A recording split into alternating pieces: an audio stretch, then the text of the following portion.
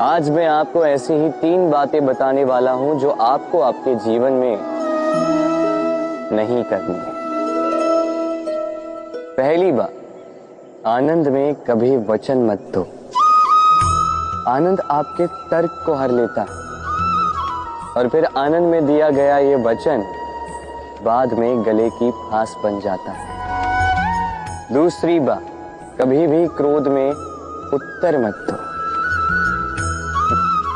क्रोध आपके विवेक को खा जाता है, भविष्य दृष्टि को बाधित कर देता है और फिर कुछ क्षण के लिए आया ये क्रोध, इसमें दिया गया उत्तर बाद में जीवन भर के लिए प्रश्न बन जाता है। और तीसरी बात, कभी भी दुख में निर्णय मत लो। दुख आपके सोचने समझने की क्षमता को सीमित कर देता है और दुखी मन से लिए गए निर्णय सदा दुख ही देते हैं। सच कहा जाए तो वचन, उत्तर और निर्णय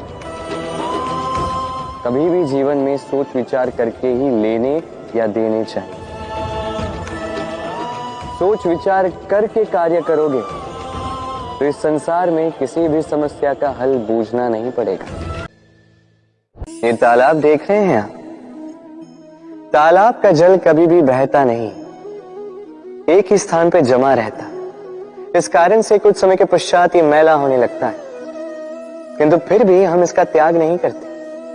हम फिर भी इसको पूछते हैं, केवल इसलिए नहीं कि अतीत में कहीं इसने हमारी प्यास बुझाई थी, बल्कि इसलिए भी कि भले ही ये भविष्य में हमारी प्यास ना बुझाए, किंतु आवश्यकता पड़ने पर आग अवश्य बुझा सकता है। इसी प्रकार होते हैं हमारे संबंध भी। संबंध जो वर्षों से मेहनत से हम सींचते हैं, जो समय पड़ने पर सहायक ही सिद्ध होते हैं किसी न किसी रूप में। इसलिए सम्मान करना सीखें इन संबंधों का, सीखें इन संबंधों को सहेज कर रखना, ना सीखें इन संबंधों को बात बात पर तोड़ना। आज मैं आपसे 3 प्रश्न पूछूंगा। तो पहला प्रश्न, ऐसा कौन है जिस पर लगातार प्रहार करने के पश्चात भी वो मुस्कुराए और आपको सुख दे? आपका उत्तर होगा धरती या वृक्ष। दूसरा प्रश्न, ऐसा कौन है जो बिना आपके कुछ कहे सब जान जाता, सब समझ जाता है और फिर निस्वार्थ भाव से आपकी सहायता करता है? अब आपका उत्तर होगा भाई या मित्र।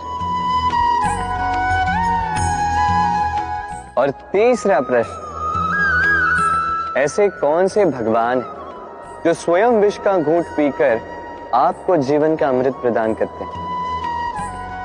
अब आपका उत्तर होगा महादेव।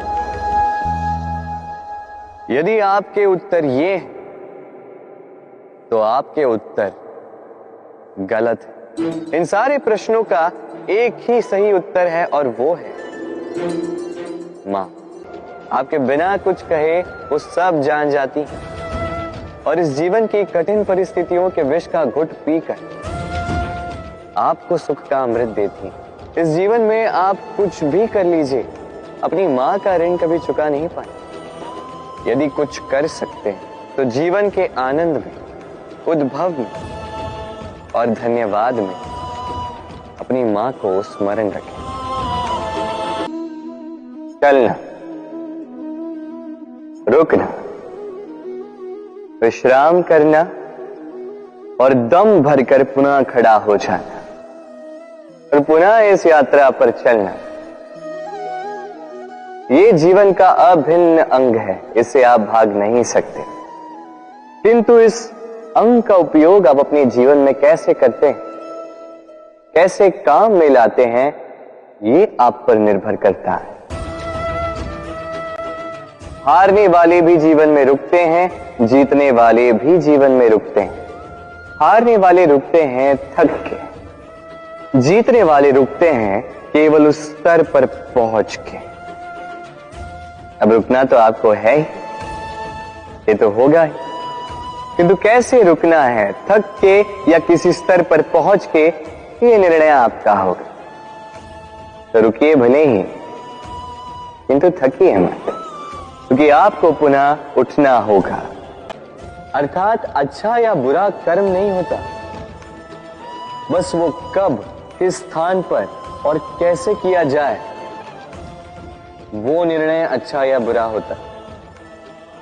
यदि सही समय पर करो तो वो गुण है, अन्यथा वो घुन जो भीतर तक आपको खाता जाए।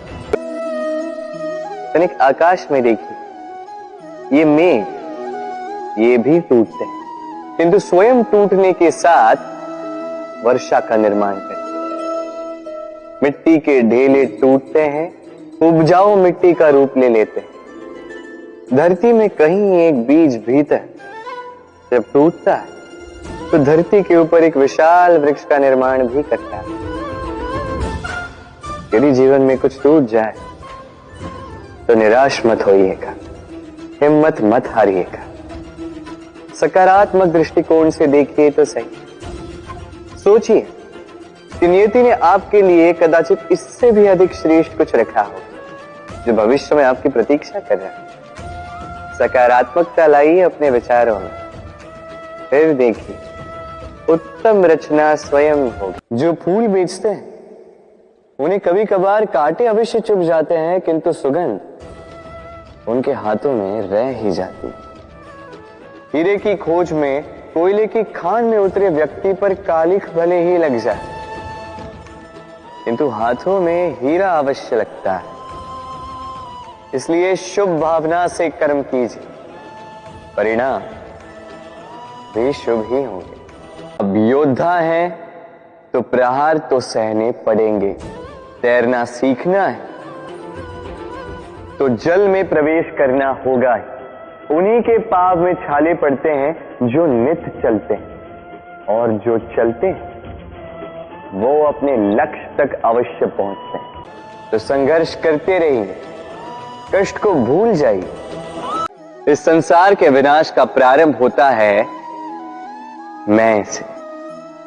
ये मैं हूं, ये तुम हो, ये मैंने किया है, ये तुमने किया है, ये मेरा है, ये तुम्हारा है, आदि इत्यादि। ये भाव जब मन में घर कर लेता है, सर्वप्रथम घर बंटता है, फिर बस्ती, फिर प्राण और फिर देह, और अंत में समस्त संसार बंट जाता है। और ये बंटवारा कहीं न कहीं मन मोटाव कर ही देता है। अब ऐसे में क्या किया जाए, कैसे बचा जाए इस नाश से, कैसे दूर हुआ जाए इस विनाश से? उत्तर एक ही है, करुणा। एक दूसरे की आवश्यकताओं को समझे, एक दूसरे की समस्याओं को समझे, एक दूसरे के दुख में साथी बने, एक दूसरे के सुख में भागी बने। और अंत में जब ये मैं हम में परिवर्तित होगा, तब ये विनाश स्वयं ही दूर होता जाएगा। तो इस हम में विश्वास रखें और मेरे साथ प्रेम से कहें, राधे राधे।